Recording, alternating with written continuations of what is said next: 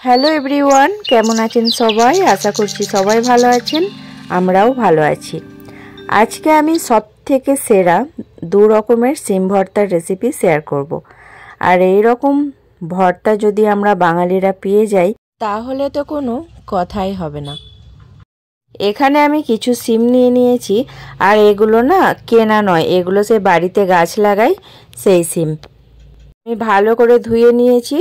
ধোয়ার পর এবার আমি ভাত বসিয়েছিলাম, ভাতেই আমি দিয়ে দিলাম সিমগুলো।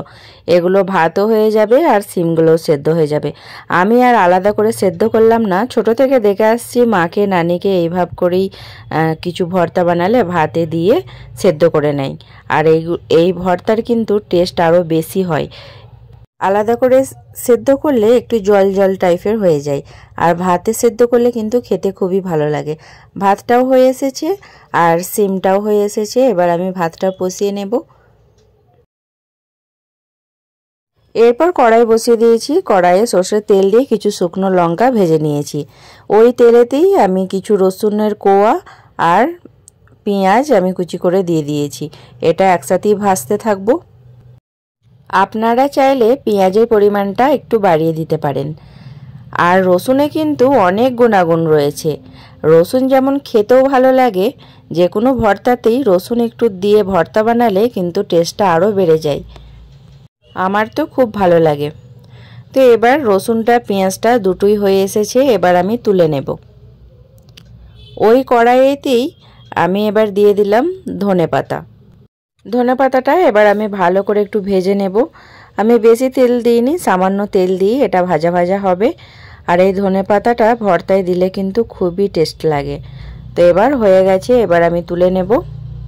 এবার সব উপকরণগুলো আমার রেডি হয়ে গেছে। এবার আমি সব একসাথে মিক্সিতে দিয়ে বেটে নেব।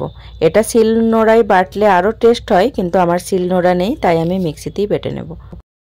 সব উপকরণগুলো ভালো করে মিক্স করা হয়ে গেছে। এবার ওপর দিয়ে দেব লবণ। তারপর যেটা ছাড়া আনকমপ্লিট সর্ষের তেল, ওটাও দিয়ে ভালো করে মাখিয়ে নেব। ভর্তাটা পুরোপুরি রেডি, আমি সাইডে রেখে দিয়েছি, পরে পরিবেশন করে দেখাবো। এদিকে আমি ভর্তা 1 নম্বর ভর্তা হয়ে গেল। এবার 2 নম্বর ভর্তা বানাতে চলে এসেছি। এই যে শিরগুলো থাকে, এই শিরগুলো ফেলে দিতে হবে, না হলে এগুলো মুখে বাঁধলে ভালো লাগে না। আমি সব সিমগুলোই এইভাবে করে শিরগুলো ফেলে দিয়েছি। এই যে ঠিক এরকম দাঁড়িয়েছে। ওই শিরগুলো খুব শক্ত হয়, মুখে বাঁধে খেতে ভালো লাগে না। আর এইভাবে করে শিরগুলো ফেলে দিলে কিন্তু খেতে খুব ভালো লাগে। এরপর আমি পেঁয়াজ নিয়ে নিলাম। এখানে আমি একটা পেঁয়াজ কুচি করে কেটে নিয়েছি।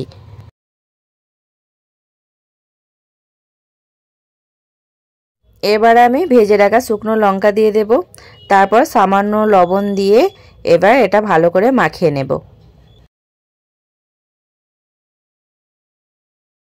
পেঁয়াজটা মাখানো হয়ে গেছে। এবার আমি দিয়ে দেব সর্ষের তেল।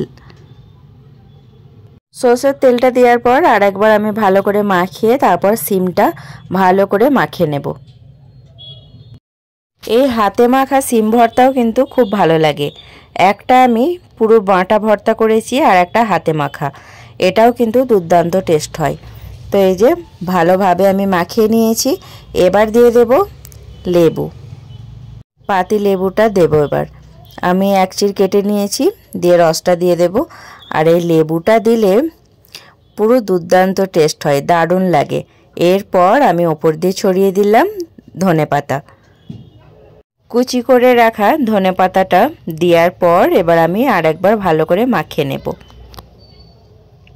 পুরোপুরি ভালো করে আমার মাখানো হয়ে গেছে, ভর্তাটা পুরোপুরি রেডি। এবার আমি সার্ভ করে দেখাচ্ছি।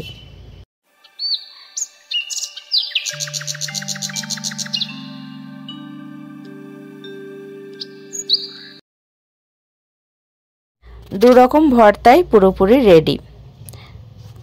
আর দেখুন কতটা লোভনীয় হয়েছে দেখতে।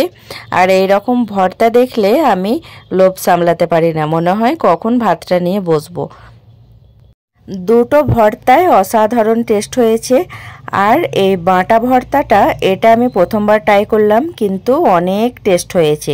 ওই ধনেপাতাটা দেওয়ার কারণে যেন আরও ভালো লাগছে। আমরা বাঙালিরা সব ভর্তা প্রিয় মানুষ, আর ভর্তা দেখলেই জিভে জল চলে আসে। স্পেশালি আমার ভর্তা খেতে খুবই ভালো লাগে, তাই নিত্য নতুন ভর্তা রেসিপি ট্রাই করতে থাকি। আপনাদের কেমন লাগে জানাতে ভুলবেন না।